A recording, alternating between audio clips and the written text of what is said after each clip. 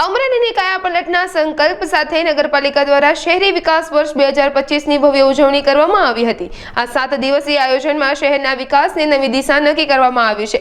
નગરપાલિકાના chief officer અને chairman Dilip વાડાની વિશેષ ઉપસ્થિતિમાં થયેલી આ ઉજવણીમાં સિનિયર સિટીઝન પાર્ક ખાતે સાંસ્કૃતિક કાર્યક્રમો અને લોકડાયરાનું આયોજન કરવામાં આવ્યું હતું। વડીલો સહિત મોટી સંખ્યામાં શહેરીજનોએ ઉત્સાહભેર હાજરી આપી હતી। આ 7 દિવસીય વિકાસ પર્વ દરમિયાન શહેરના જુદા જુદા વિસ્તારમાં કરોડો રૂપિયાના વિકાસ કામોના ખાતમુહૂર્ત પણ કરવામાં આવ્યા હતા।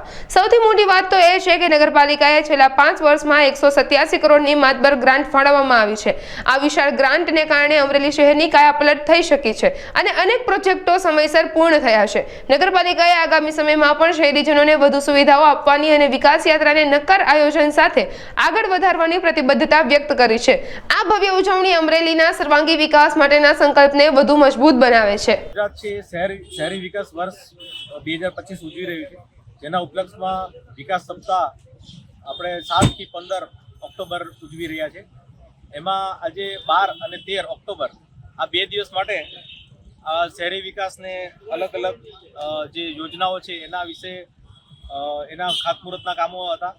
એ ઉપરાંત આપણે આજ રોજ મેરેથોન તેમજ સ્વચ્છતા રેલી પણ યોજવામાં આવી, ટ્રી પ્લાન્ટેશન કરવામાં આવ્યું। આ ઉપરાંત જે અમારી આંગણવાડી છે એની વિઝિટ અને એ ઉપરાંત જે બાળ ગૃહ છે એની વિઝિટ, એ પ્રકારે સળંગ 2 દિવસથી અમે આ કાર્યક્રમો લોક હિતાર્થે અમે ઉજવી રહ્યા છીએ।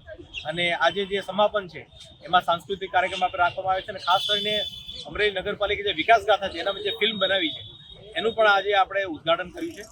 અને આમ જોઈએ તો છેલ્લા 5 વર્ષમાં કુલ અમરેલી નગરપાલિકાને સરકાર તરફથી 187 કરોડની ગ્રાન્ટો આપવામાં આવી છે। અને એ આપણે જોઈ શકીએ છીએ કે જે પાકા રસ્તા, રોડ, પાણીની વ્યવસ્થા, લાઇટની, સ્ટ્રીટ લાઇટ, સફાઈ અને દરેક પ્રકારની વ્યવસ્થિત સુસજ્જ બને એ માટે માનનીય વડાપ્રધાન નરેન્દ્ર મોદી સાહેબનો અમે આભાર વ્યક્ત કરીએ છીએ। ઉપરાંત આપણા જે મૃદુ અને મક્કમ ચીફ મિનિસ્ટર એમનો પણ આપણે ખૂબ ખૂબ આભાર વ્યક્ત કરીએ છીએ।